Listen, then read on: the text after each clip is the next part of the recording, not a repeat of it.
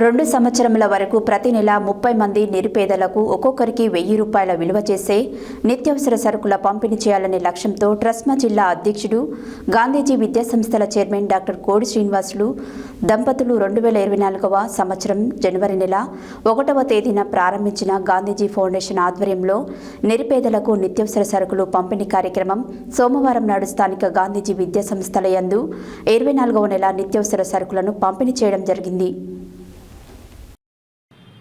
2 సంవత్సరాల వరకు ప్రతి నెల 30 మంది నిరుపేదలకు ఒక్కొక్కరికి 1000 రూపాయల విలువ చేసే నిత్యావసర సరుకుల పంపిణీ చేయాలనే లక్ష్యంతో ట్రస్మా జిల్లా అధ్యక్షుడు గాంధీజీ విద్యా సంస్థల చైర్మన్ డాక్టర్ కోడి శ్రీనివాసులు దంపతులు 2024వ సంవత్సరం జనవరి నెల 1వ తేదీన ప్రారంభించిన గాంధీజీ ఫౌండేషన్ ఆధ్వర్యంలో నిరుపేదలకు నిత్యావసర సరుకులు పంపిణీ కార్యక్రమం సోమవారం నాడు స్థానిక గాంధీజీ విద్యా సంస్థల యందు 24వ నెల నిత్యావసర సరుకులను పంపిణీ చేయడం జరిగింది.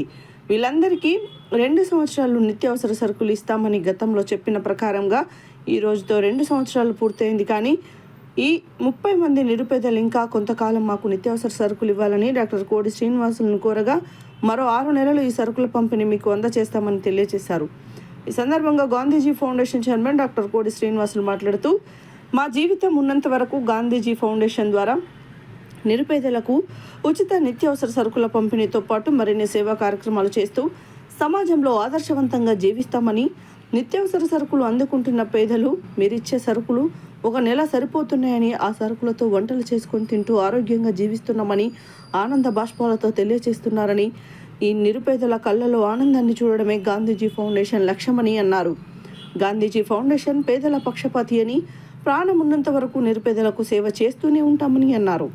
ఈ కార్యక్రమంలో గాంధీజీ విద్యా సంస్థల డైరెక్టర్ సరికొండ వెంకన్న, ప్రిన్సిపాల్ భార్గవ్, పులిపాటి రాధిక, కందుల కృష్ణయ్య, పాలపురి కిరణ్, ఆనంద్, నజీర్, వెంకటేశ్వర్లు, యాలాద్రి, కోటేష్, బోడ యాదయ్య, వెంకన్న, బోడ సాయిరాం, ప్రేమ్ కుమార్, ముషిపాక యాదగిరి, ఆంజనేయులు, లింగస్వామి, చంద్రశేఖర్, గిరి, నాగరాజు, బోడ విజయ్, గోపి తదితరులు పాల్గొన్నారు.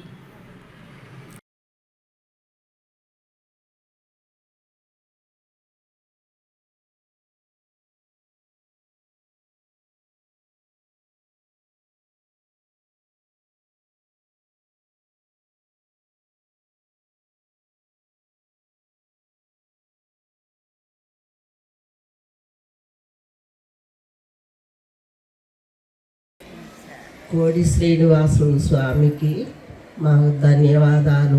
మా బాధలు వాళ్ళు తెలుసుకొని స్వామి మాకు అన్ని సరుకులు, నిత్యావసర సరుకులు మాకు అందజేస్తున్నాడు.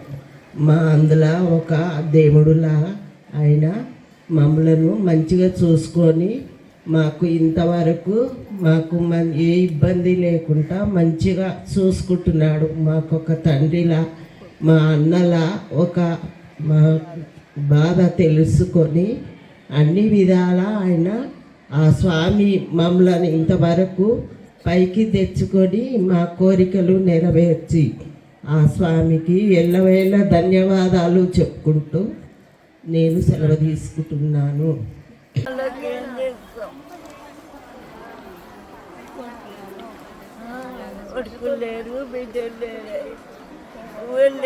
ఆయనే మాకు కొడుకు అనుకుంటున్నాను.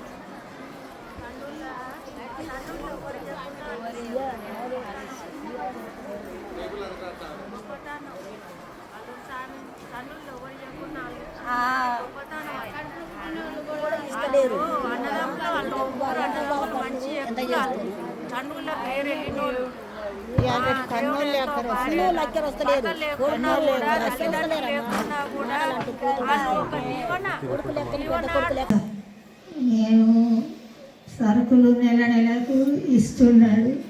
మేము ఏ బాధ లేకుండా తింటున్నాము. ఆయన ఎవరు చూసుకోలేరు, ఈ టైంన ఆయన చూస్తున్నాడు. మాకంటే చాలు. ఆయన నిమ్మలంగా ఉండాలి, ఆయన కుటుంబం మంచిగా ఉండాలి, అదే కోరుకుంటున్నాం మేము.